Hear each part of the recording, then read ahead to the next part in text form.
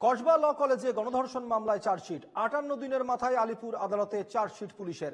প্রাক্তন টিএমসিপি নেতার বিরুদ্ধে গণধর্ষণের অভিযোগ, মনোজিৎ মিশ্র সহ 4 জনের বিরুদ্ধে চার্জশিট পুলিশের। চার্জশিটের নাম কলেজের অস্থায়ী কর্মীরও। 654 পাতার চার্জশিট জমা পুলিশের।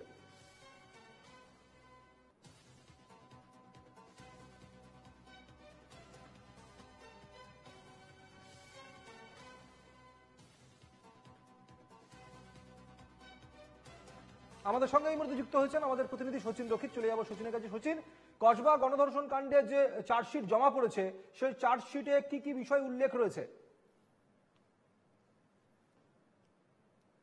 দেখো, মূলত 58 দিন পরে, অর্থাৎ 57 দিন পার করে 58 দিনের মাথায় কিন্তু চার্জশিট পেশ করা হলো পুলিশের তরফ থেকে, এবং প্রায় 650 পাতার কাছাকাছি চার্জশিট কিন্তু এক্ষেত্রে পুলিশ পেশ করেছে। আমরা যদি একবার ধারাগুলির দিকে চোখ রাখি তাহলে দেখতে পাবো সেখানে প্রাথমিকভাবে যে ধারাগুলি দেওয়া হয়েছে 70/1, যেটি মূলত গণধর্ষণের ধারা, সেই ধারায় সর্বোচ্চ সাজা হতে পারে 20 বছর। তাই সেই ধারাটিও কিন্তু যুক্ত করা হয়েছে।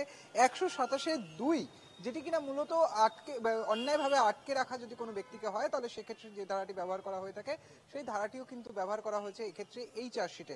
এবং আরেকটু যদি আমরা চার্জশিটের দিকে যাই তাহলে দেখতে পাবো যে 77 নম্বর ধারা যেটি যোগ করা হয়েছে সেটি হয়েছে যে অন্যায়ভাবে কোনো অবৈধ কাজ যেটি সংগঠিত হচ্ছে সেই কাজটিকে উপভোগ করা, সেই ধারাটিও কিন্তু যুক্ত করা হয়েছে। 140/3 যে ধারাটি যুক্ত করা হয়েছে বিএনএসএস সেকশন, সেই ধারাটিতে কিন্তু মূলত অন্যায় বা অন্যায়ভাবে আটকে রাখা বা অপহরণ, এই ধরনের অপরাধগুলির ক্ষেত্রে কিন্তু এই ধারাটি ব্যবহার করা হয়ে থাকে।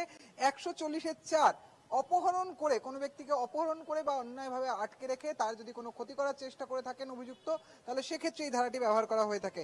142 নম্বর ধারা বিএনএসএস সেকশন, সেটিও কিন্তু এক্ষেত্রে যুক্ত করা হয়েছে। অর্থাৎ গোপন করা, তথ্য গোপন করা, অপহরণের পরে তথ্য গোপন করার ক্ষেত্রে কিন্তু এই ধারাটি মূলত ব্যবহার করা হয়ে থাকে। এবং তার সঙ্গে সঙ্গে আমরা যদি চোখ রাখি তাহলে দেখতে পাবো 351/3 এই ধারাটিও কিন্তু যুক্ত করা হয়েছে। অর্থাৎ জীবন হানির হুমকি দেওয়া, এই যে অপরাধটি, সেই অপরাধীর ধারাটিও কিন্তু যুক্ত করা হয়েছে। এছাড়াও ইনফরমেশন টেকনোলজি অ্যাক্ট বা আইটি অ্যাক্টও কিন্তু এই অভিযুক্তদের বিরুদ্ধে মামলা দায়ের হয়েছে। বেশ, অনেক ধন্যবাদ সচিন। আমাদের সঙ্গে ছিলেন প্রতিনিধি সচিন রক্ষিত। আমরা শুনে নিলাম কি কি ধারা যুক্ত করা হয়েছে এই চার্জশিটের মধ্যে।